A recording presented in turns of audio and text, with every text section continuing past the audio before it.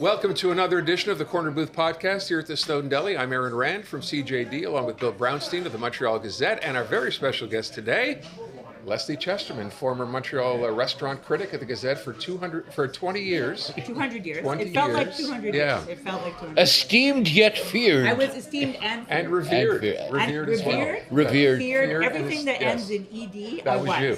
Yes. So we're here today because Lesley has a brand new cookbook. You see it here.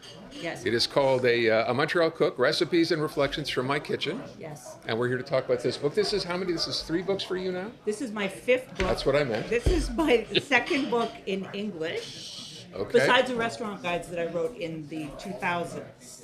So And second book this year. Okay. 2nd book this year, I wrote a wine book with my lovely boyfriend Jean Aubry, which is in French. And this book is, to make it very clear, because somebody got mad at me yesterday on Instagram, and none of us like people getting mad at us. No. So I'm making it very. This is the translation, the English version of my 2nd book, which was called Un Weekend chez Lesley, but I beefed it up with more recipes. And this is the story behind this book. When you're selling a book in English Canada as opposed to the wonderful province of Quebec, you're suddenly competing with the Ina Gardens and the Jamie Olivers and the Martha Stewarts, blah, blah, blah.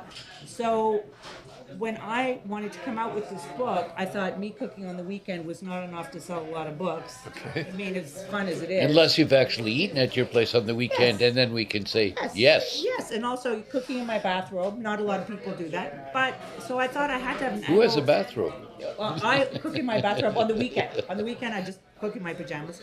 But I thought I really had to have a different angle on this book to sell it in the States and English Canada. So I decided, my good friends, to hook my city in to my cooking life. So this book is a little bit of a reflection of how I cook because I'm from Montreal.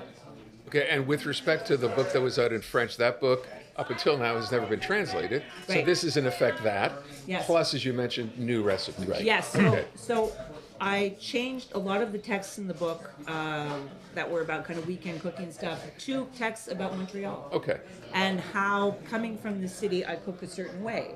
So, for instance, we're at Snowdon Deli, and I grew up eating so much smoked meat that I always make the boring joke that I glow in the dark because of all the nitrates. But, you know, I realized that as a Montrealer, and anybody who lives here, or if you live anywhere, a lot of the way you cook and the way you eat has a lot to do with your ethnic background, because that's the way your parents cooked, Right. and the influence of your city. Yeah. So I looked at this book and I thought, well, what is this book beyond how I cook on the weekend? It's like, wait a minute, I cook this way because I live in this city. And so I changed a lot of the book to reflect Montreal, and now I added a whole section in the back of kind of restaurant recommendations, or Snowdon Deli, or other places, you know, where to get a smoked meat, where to get cheese, where to get bread, where to have natural wine and stuff like But that. your overall point is always that regardless if you're Anglo, Franco, Allo, we all have a certain commonality in terms of food. Yeah. Even at, like your Italian food, your Greek food, whatever has, like everybody adapts to it. It's not like, oh, Anglos eat one thing, Francos eat another thing. Absolutely. And that's what you bring out always in Montreal. Well, okay, so for instance, if you grew up in kind of Jewish Montreal, you eat a certain way.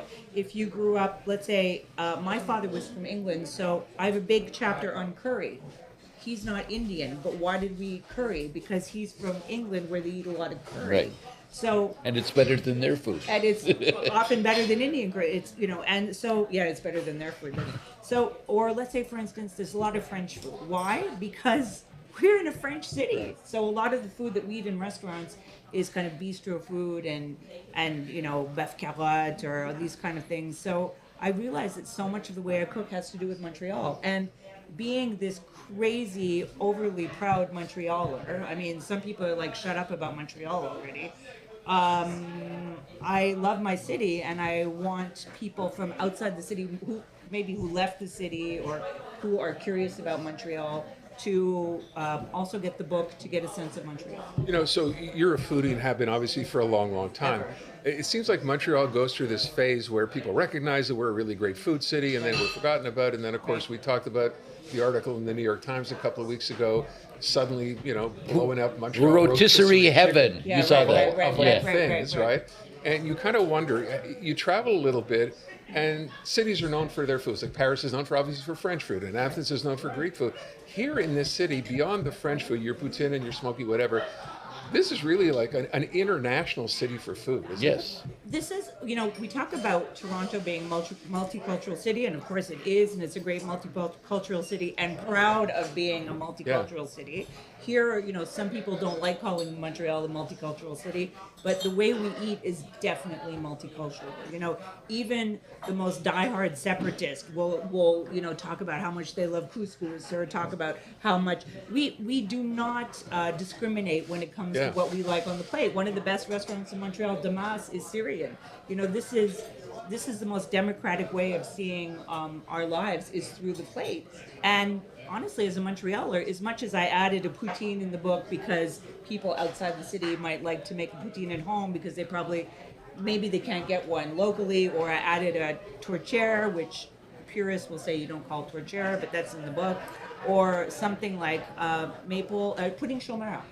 These are things that, even though the Quebecois dishes, not that many, even pure laine Quebecois people are constantly eating at home. Maybe 50 years ago they were, but today nobody's eating that way at home. Yes. Nobody who's English is eating roast beef every Sunday. Nobody who's Jewish is having bagels every morning. Nobody's eating that way anymore. So it's kind of a little bit of a celebration of how, as a Montrealer, I eat. And you could have a book called A Vancouver Cook, and they might have a lot more Asian influences in their cooking because there's so many more Asian restaurants, even if they're not Asian. This is the way our city affects us. But is that one thing you noticed over the years, how this has become more and more of an international city when it comes to food? Or is this something we always did and we're just noticing it now? Well, yes. So one of the other projects I worked on this year was this McCord Museum exhibit called On the Menu, where I gave them this idea 10 years ago to talk about the history of Montreal restaurants. And if you look at the McCord Museum, back in the 60s, that's when they start the exhibit, we really had, the only fancy restaurants were French, Italian, and you guys will remember this, Szechuan. Szechuan was a big deal. Even Cantonese or Ruby Foods and Miss Montreal, kind of like those were the big, Ruby Foods. Right, exactly. So the way that we've evolved, you can now go to a very cool Thai restaurant, which, I don't want to say didn't exist because I don't remember. I didn't remember going to a Thai restaurant when I was a kid. Right.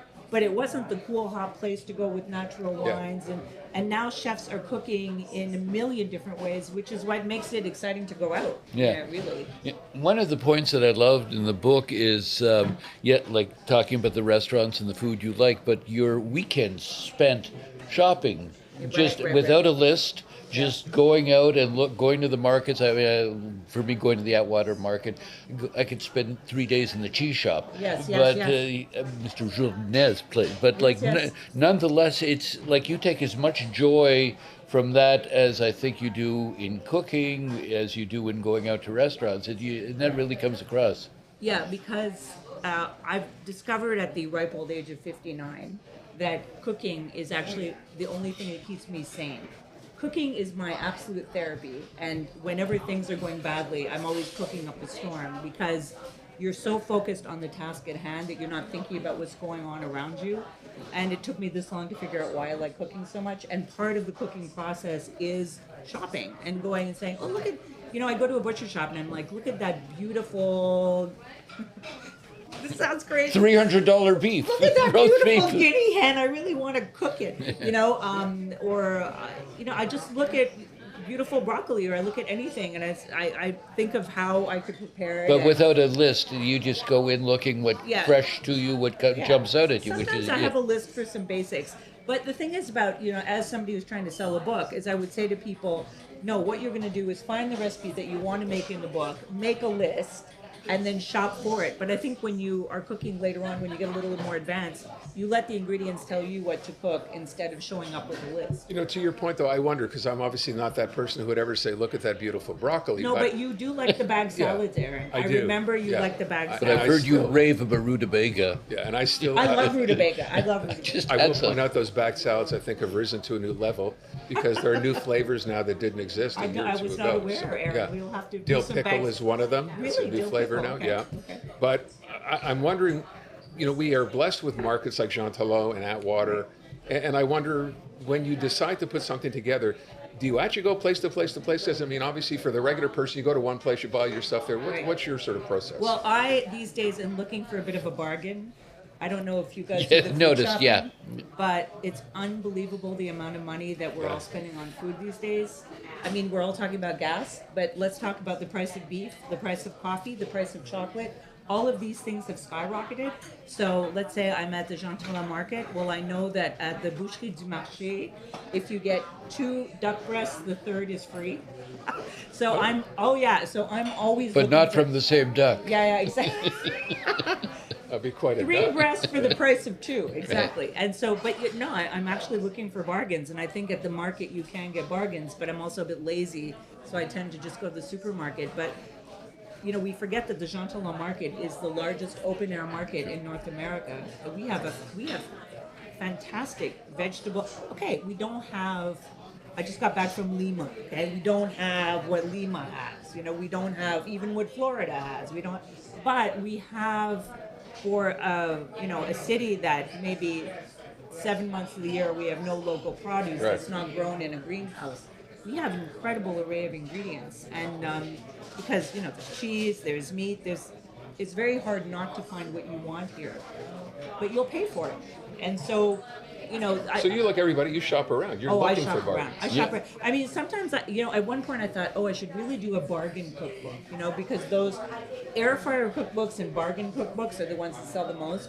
And I thought, you'd have to have a lot of vegetables, okay? Have you bought a tomato lately? An orange is $2. A tomato is $2. So it's not even like the vegetables are cheap anymore. No. You have to really. I found a couple of heirlooms for $8. Did you? $8? Okay. And I was just amazed that they had heirlooms out, obviously grown inside somewhere. No, But do you do that? Do you do what, the old look in the flyer, see what's on sale this week, and depending where the best price is? I you do? never used to do that, and now I'm turning into my mother.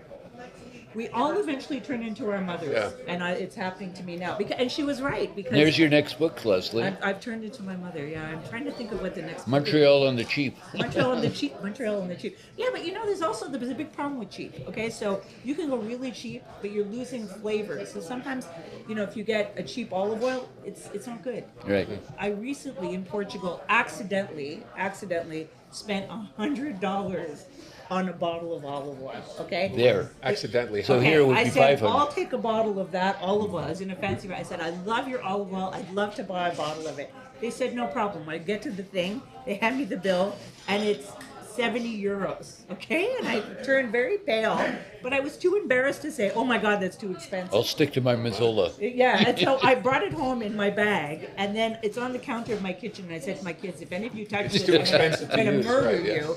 And I use it like perfume. I drop it in, but it is that good. I mean, it really, there are some things we pay more for. Right.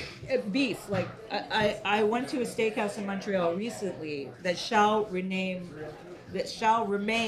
nameless, starts with a G, and I paid a lot of money for dinner, and the steak was not good, So actually, I've been talking to them about, maybe how they can improve things, but Well, you don't want to pay a lot of money for something that's not satisfying. Sure. And steak is a great example of Yeah, I that. know. You And have to pay a lot of money for good steak. I was speaking to a restaurateur saying, like, they have to make, like, hanger steak, which used to be top notch, Right. is much less, because if they got top notch, they'd be paying double consumers. And But wait, is people, that because of the quality of the meat? Yes, or- it's a lesser quality. Yeah. But the point is, the good quality is so expensive. So expensive. If they pass that on to their customers, they would would freak out because it would be double the price. Yeah, and the thing is that hanger steak used to be a cheap cut. Right. And now it's very expensive. And now, before it was the upper echelons of hanger steak. You know, I talk about my bottle of olive oil, but if you go to a really good butcher shop in Montreal and you buy a Côte de Bœuf and you say, oh, it's for $2, and then you get the bill, it's $100, you're like, oh my God, Yeah. we're not going to have this often, you know? So it's become a little bit of I was going to say chicken and salmon, but I don't want to sound like a cheapskate or anything like that, but even fish now is so I think that's, to go back to the cookbook actually, is that, you know, there are a lot of people winging it in the kitchen, as in, oh, I'll just fry this or I'll do that. Yeah. But I think it is good to use a cookbook to be a little disciplined about your cooking, not to ruin all these expensive ingredients. The Corner Booth podcast is brought to you in part by the Snowdon Delicatessen, where we are. 75 years in business, the hub of Montreal's greatest smoked meat, plus carnotzel, potato latkes, and the famous Snowdon Deli party sandwiches. That's the Snowdon Delicatessen. Yeah, I wonder, too, when it comes to restaurants, like you talk, we kind of laugh about my back salad, which is still what I buy every week because vegetables are vegetables are vegetables. And I'm not bought into the entire organic need. Okay. And that's okay. Everyone shops I agree differently, with right? you So you just mentioned salmon. I think about how expensive fish have become in restaurants. But I go to an IGA, right, and I buy a salmon fillet, Right. and it's a decent-sized piece of fish, and it's $9. Yeah. Is that a lot? I mean, I think that's the same thing that How would be did it $40 taste? at a restaurant. Yeah, absolutely. And salmon used to be kind of $25 in a restaurant Right. back in the day. Yeah, but I mean, salmon you're buying farm salmon, so it's not expensive. If you buy organic, or you can't even find wild salmon, you'll pay a lot more. Yeah. If you get like organic Irish salmon, you'll have to hand over one of your children, like in exchange, you know. So all of these things have just gotten a little bit crazy. And I think actually in Montreal, in restaurants or here, you know, a smoked meat sandwich at the Snowdon Deli compared to a pastrami sandwich at Katz in New York is what, a third of the price? Yeah. I mean, so Easily. we shouldn't complain too much here, Yeah. but you know, Yeah. times are hard when it comes to the grocery. But what we should point out, if our listeners, viewers don't know, Lesley got her start as a bakery chef. Right. So you want to go to the pastries. She puts something. I mean, you put a lot of oomph into that end, and I talk about stuff that we could make from the it sounds very intricate, complex desserts, pies, but you. Well, Is that beyond most people? I mean, to his point, if you try to make pastries or whatever at home, I mean, I would never think to do that. It's difficult. Is it difficult to do? Some things are difficult, but the first recipe in the book is for bran muffins. So I think even you, Aaron, could manage the bran muffins. You could use them, yeah. Yeah, well, we could all use them. I always say to be careful, don't eat too many. But Pies, crust. the book goes Come on, from, Lesley. That's tough. Absolutely, that's tough. But there's stuff in there that's very easy. There's a whole section about entertaining and how to entertain like a Montrealer. Okay, and one thing I realized in Montreal, tell me if you agree, this is for let's say somebody in Toronto buys the book and they want to know what it's like in Montreal. At a dinner party in Montreal, you could have somebody suddenly say they have a long lost love child from their first girlfriend. And this is something that at the Anglo table you will not. Francophones are much more open about stuff. I've been at a dinner party where somebody starts talking about their vasectomy.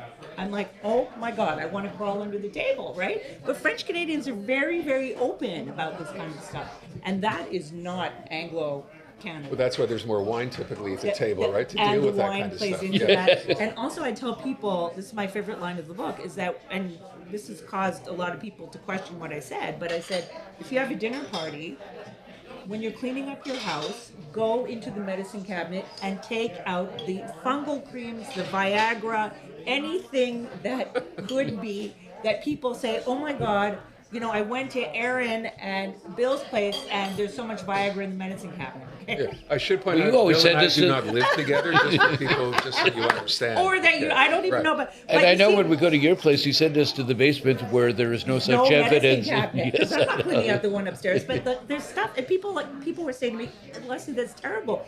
Your friends don't snoop. And Yeah. I'm like, are you stupid? Of course they snoop. I I have a friend who had somebody over for dinner, and they found them rifling through their underwear drawer. So I'm Come just saying, on. Right then. I kid you not. I'll Let's tell you move- where it was let's later. move right along Yeah, then. but you know, like I'm just saying that. So there are funny Yeah. things in there, even of how to have a dinner. If I asked you in this book, if you have like a favorite recipe or something favorite, when I say that Yeah. someone literally at home could say, you know what, that looks great, and I Yeah. can actually think I could make that, what would it be? Okay, so I'm going to give you a bit of a hard one, and I'll tell you why.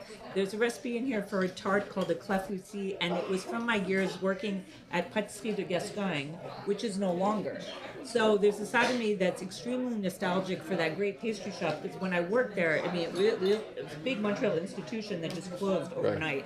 So I'm happy to bring in a lot of recipes from chefs. Mike Forgione from Impasto gave me a great ragu, or kind of bolognese recipe. I have a really good orange cake recipe that a monkey could make. Really, a monkey could make. And and it's fantastic. I love that recipe. There's a recipe for duck with cherries, because I think here in Quebec we have amazing duck, because we produce foie gras here, because our animal cruelty laws are very lenient, so we can have force-fed ducks here and nowhere else in Canada. So we have great duck here. I think there's some cocktail recipes that were given to me by local mixologists. I have the Moishe Spritz. There you go. Okay. So And all doable, even for a novice? all doable, because some things, like there is a shepherd's pie. Okay, I hate shepherd's pie. Oh. Hate it.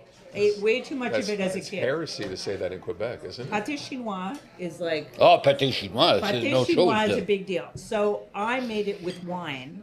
And actually, at one point, I said that I made pâté chinois with wine. And there used to be a Huffington Post in Quebec, and they said, Lesley Chesterman puts wine in her pâté chinois. Like, sacrilege. Who cares? You throw a glass of wine in the thing. Throw a glass of wine into everything. And it's good. Yes. And it's good. That's how you make it good. And you put some cheddar, blah, blah, blah. So that is a long recipe, but there are a lot of steps along the way, and there's a lot of hand holding.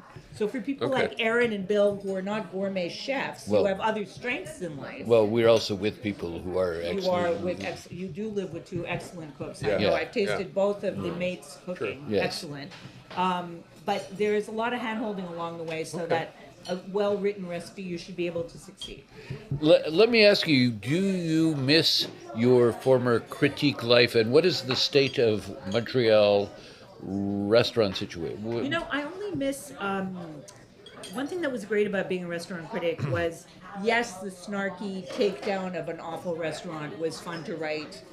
Because when a restaurant's bad, people always say, oh, you shouldn't run negative reviews. But actually, readers love negative reviews. And if there's a restaurant that's kind of dishonest or very expensive for no reason, a critic is there also to be negative. But I really did miss giving that space in the paper to talk about somebody who was really good. So as much as critics are known to be harsh, actually I miss giving that great exposure. I don't miss all that eating in restaurants, because as I get older I eat less. So which Instead with restaurants all of this. now stick out that film? I recently went to a restaurant called Parapluie, or as my Anglo-Toronto... in Rosemount. Yes. Yeah. My Toronto friend calls it Parapluie. Parapluie. No, it's not in Rosemount. You know, it's Yeah, in it's on Little Italy. They had the beginning of Little Italy. close. Yeah, I've Very been. good. Fish restaurant. Yeah, very small. rare. Yeah, very good. Mocione is a very good Italian restaurant. Montreal Plaza. All these restaurants that got into the world's 50 best last year are all really great. La Lune, which is from the Mont Lapin people, because I'm obsessed. I love chicken. They were And in so did that the New York Times yes. article. I love that restaurant. And I don't go out as much as I used to, but I like Moishe's. Both my kids work part-time at Moishe's. I love steak. I love simplicity sometimes, and I like the Okay, so simplicity of you had a this bad steak experience you just mentioned not that Right, long ago. right. If for people watching who are like, where would I go for a good steak based on what Lesley Chesterman says? Where would you go? Where's the best steak? Right now, I think that there's really good steak at Moishe's. I heard, but I've got to go try it, that at Gia. I went to Gia and Elena this year, and they're both excellent restaurants. They tell me Gia has a great steak. I hear Franquette on Yeah. Victoria has great steak. I love Park. I love Antonio Park, who gave me a recipe for the book for sushi. There are certain places that I go. I love Junie for sushi. There's certain places that we all know in the city that are really, really good. Like, where do you go for a hot dog and all this? we have such a rich restaurant scene that to name one is kind of hard. Orange Julep. Orange Julep is the best place for hot dogs. Hello. I agree. Yeah. I agree. Yeah. I agree. Yeah. Don't go a lot, but I had one recently. I'm like, wow. Yeah. It's Orange like Nathan's Julep. all over again. It's like being in New York. Their hot dog was Their amazing. hot dog is amazing. Both the grilled and the steamed are really, really good. Yeah. Should know that. Yeah. One of the topics that we wanted to talk about is there have been stories of late about strange behavior in the kitchen with very famous chefs. Yes, and yes. you were referring to the Rennie fame Redzepi, from right. By the way, is this of late? Hasn't this this is always the last been couple of like weeks, this? yeah. Weeks ago? No, but I mean in general. Oh, No, because Did that's we what the never whole hear point. anything bad Well, about all chefs? we're saying it's not isolated, but Lesley can Yeah. speak to this one, which Right. is the restaurant in question, the chef in question, Right. considered the best in the world Right. by some Noma, standard. Rennie Redzepi. You know, I wrote a Substack. I have a Substack called Lick My Plate, and I wrote about this, and I said that a lot of these chefs are under so much pressure that they snap and they. And then I was talking to someone, and they said that's no reason to punch people, and of course it's not. And there's also something called rage management, and I think you can get some therapy for this kind of stuff. But I think that chefs are now being pushed to the brink where they're under so much high stress pressure and under this microscope that I can think of very few professions that they put this much pressure on people to constantly be perfect. And they have such a limited lifespan. I mean, what is the rare? How many restaurants go under within 5 years, as opposed to how many last more than 15 or 20? Tons go under, but I think the big pressure are the ones that are at the top to stay at the top. Right. And a lot of big restaurants over the years are losing their Michelin stars, and it's getting harder and harder to get Michelin stars, and there's so much emphasis on this. And in May, we're going to be re-talking Right. about what Montreal restaurants get stars or not. And so, what some might lose stars. and the ones that got them, and Yes. not that many got them, so they better not lose them. I mean, Well, I can think of maybe one that might lose its star. Oh, well, Europe is for sale. So Oh. they would probably lose a star, because if your restaurant's for sale, they take away a Which is star. unusual that a restaurant that got a one Michelin star would go for sale like within the same year. Yeah, I think he says he has health problems. He's saying health problems. Oh, well. There are also some articles about problems there, but I think these anybody who's under a ton of pressure acts strangely. It's one thing if you're yelling at people. There's another thing if you start punching women and sticking barbecue forks in people's legs, which apparently he was doing. This is This the happened chef a from- while ago yeah. too. My big question about all these people who are being canceled, it's like we could even talk about Harvey Weinstein, that's sexual and all that, but when are people no longer canceled? Okay, so there was a winemaker I think called they're Norman not. Hardy. I don't think they get uncanceled. This is a question. So Norman Hardy in Prince Edward County, there are all these Right. accusations, sexual accusations against him. So then somebody said, oh, well, he's paid his dues. And somebody else says, no, he hasn't. Or Mario Batali, well, he's paid his dues. So do any of these people, Harvey Weinstein saying, none of these people are talking to me. There was an interview with Harvey Weinstein. Did you guys see that where he said, I miss, people who used to be my friends no longer talking to me. For these people who get canceled, is there a moment that we say, okay, you paid your dues? No.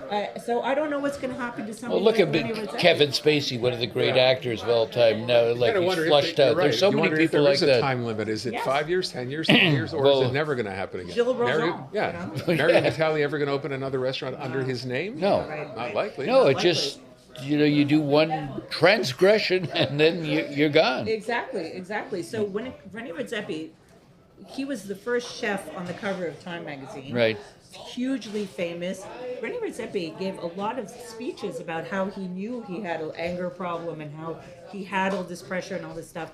But it seems to me either he didn't deal with it properly. A lot of PR moves they made along the way were a little mediocre.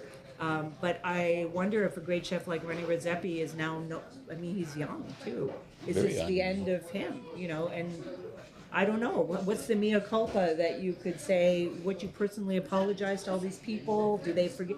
I don't know how. You've he's worked gonna in get out of it. kitchens before, and you've I worked in with kitchens with people who were pretty violent. and Well, it's something if somebody's physically violent with you, but also let's say you're working with somebody who says you're a piece of shit all day long.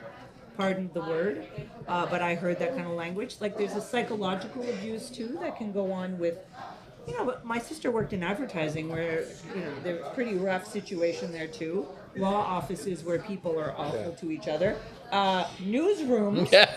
Newsrooms. I knew where you'd get to people that. could be awful with each other. That's why we mostly work at home now. That's why we all work at home in a closet. Yeah. But so it's a world that's a beautiful world, but can be a high pressure. We're going to wrap up in a second. I would ask you, I'm not just a fair question or not, there have been so many great restaurants in this city, and sadly some of them are gone. Right. Obviously, the pandemic brought a lot of that on. They just never reopened.